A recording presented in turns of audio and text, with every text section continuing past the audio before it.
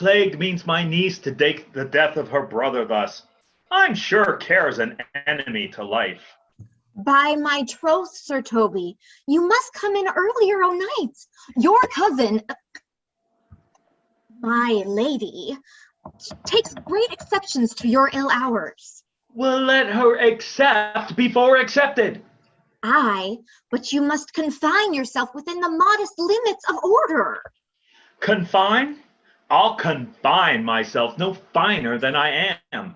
These clothes are good enough to drink in, so be these boots too, and be they not, let them hang themselves by their own straps. That quaffing and drinking will undo you. I heard my lady talk of it yesterday, and of a foolish knight you brought in one night to be her wooer. Who, Sir Andrew Aguecheek? Aye, he. He's as tall a man as any's in Illyria. What's that to the purpose? Why, he has 3,000 ducats a year. Aye, but he'll be but a year in all those ducats. He's a very fool and a prodigal. Why that you say so? He plays the viola and speaks 3 or 4 languages, word for word, without book. And he hath all the good gifts of nature. He hath indeed, almost natural. For besides that he's a fool, he's a great quarreller, but he hath the gift of a coward. To allay the gust he hath in quarrelling, 'tis thought amongst the prudent, he would quickly have the gift of a grave. By this hand, they are scoundrels and subtractors that say so of him. Who are they? They that add, moreover. He's drunk nightly in your company. With drinking healths to my niece. I'll drink to her as long as there's passage in my throat and drink in Illyria. He's a coward and a coistrel that will not drink to my niece till his brains torn o' the top toe like a parish top. What, wench? Castiliano Vulgo, here comes Sir Andrew Agaface. Sir Toby Belch! How now, Sir Toby Belch? Sweet Sir Andrew! Oh, bless you, fair shrew. And you too, sir.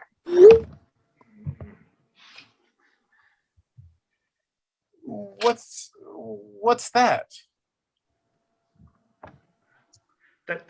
My niece's chambermaid. Good mistress accost. I desire better acquaintance. My name is Mary, sir. Well, good mistress Mary accost.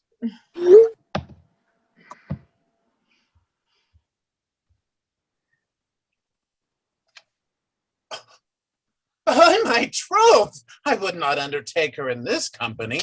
Is that the meaning of accost? Fare you well, gentlemen.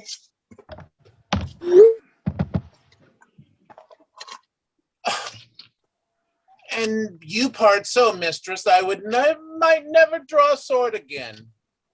Fair lady, do you think you have fools in hand? Sir, I have not you by the hand. Marry, but you shall have. And here's my hand.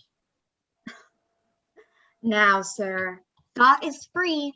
I pray you, bring your hand to the buttery bar and let it drink. Wherefore, sweetheart? What's your metaphor? It's dry, sir. Well, I think so. I'm not such an ass, but I can keep my hand dry. But where's your chest? It's a dry jest, sir. Are you full of them? Aye, sir. I have them at my finger's end. Marry now, I let go your hand. I am barren.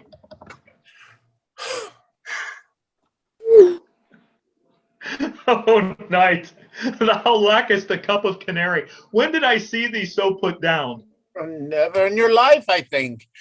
Unless you see canary put me down. Methinks sometimes I have no more wit than a Christian or an ordinary man has. But I am a great eater of beef, and I believe it does harm to my wit. No question. And I thought that.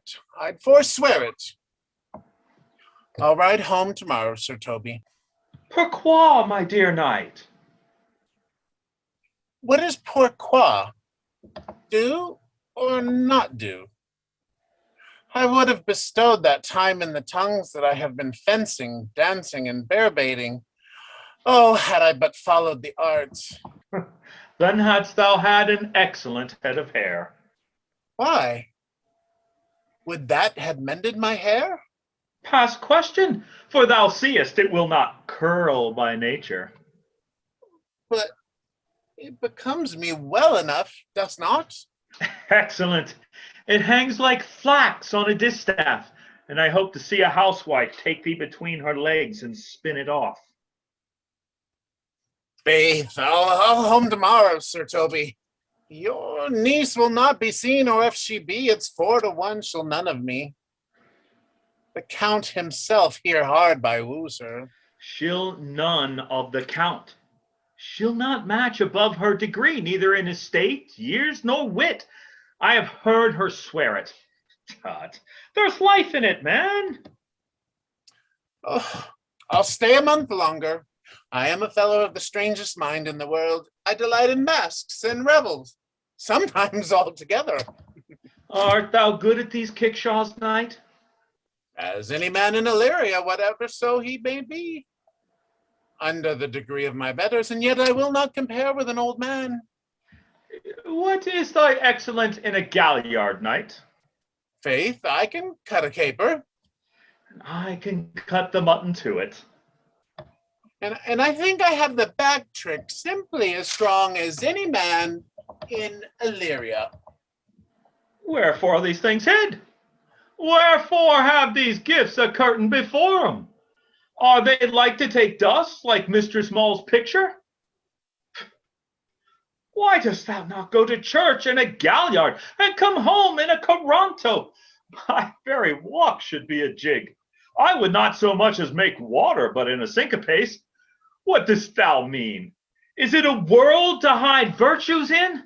I did think by the excellent constitution of thy leg it was formed under the star of a galliard.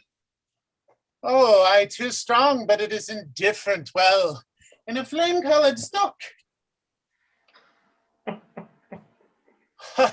Shall we set about for some revels? What shall we do else? Were we not born under Taurus? Taurus. That's sides and heart.